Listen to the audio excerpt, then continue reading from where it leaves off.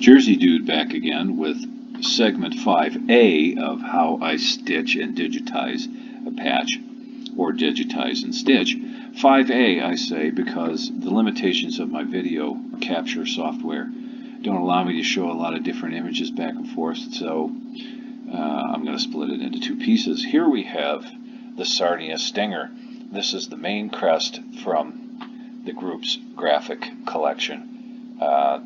This guy is a little shy of 14 inches wide. It's actually made out of 3 pieces.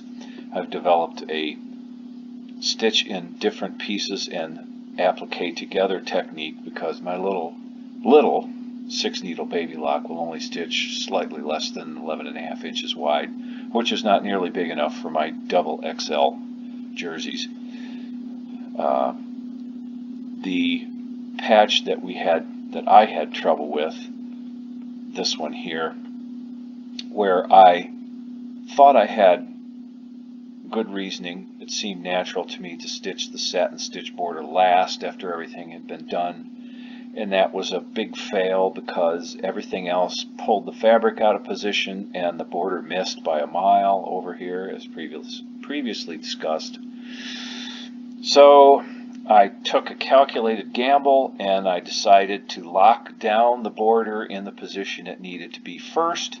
So I changed the stitch order and stitched it first, and it was a big success, as you can see, because this is the actual patch. It worked out quite well, and that's the way I intended it to be in the first place. I think I probably defaulted to doing that with this design, which is just the mirror image, obviously. This one PO'd me so bad it sat around for a couple weeks before I developed the courage or enough anger or whatever to get back to it. I think I probably stitched this one with the border first just because of the trouble I'd had here. It worked. This guy stitched perfectly the first time I tried it. This is the third image in this group, and again, these are all existing images in the team's catalog of graphics. I just love this.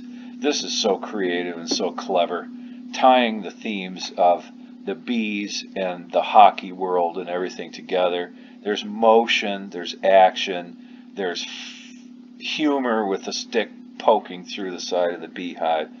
Just brilliant branding. I couldn't be more impressed with the creativity of these people. So we learned some lessons here, and we've also got Le Voltigeur. That's my dang phone. I keep forgetting to put that on mute. This guy is actually made out of 4 pieces, and we learned a whole bunch of lessons when we digitized this because it worked perfectly the first time out of the gate with the stitch intensive design, the whole thing being fully embroidered, and it worked perfectly. It's because all the color fields, who cares where they go? The only thing that gets moderately important is where the black line stitches thin. Where it is the thinnest, that is the closest you will come to missing the mark. The rest of the wide areas, you could miss the size and the position of the tan face or the red hat or any of these that stitch first. You could miss them by a mile. This big wide black band will cover up for all kinds of push-pull gremlins that are dogging your very existence. So what we're hoping to do here with these 2 designs is combine the knowledge we have here, stitch order, and then how you look at which details make up the real design. The black border. The fill fields are the color, but the black border is the character. How can we use what we've learned from these 2 designs to inform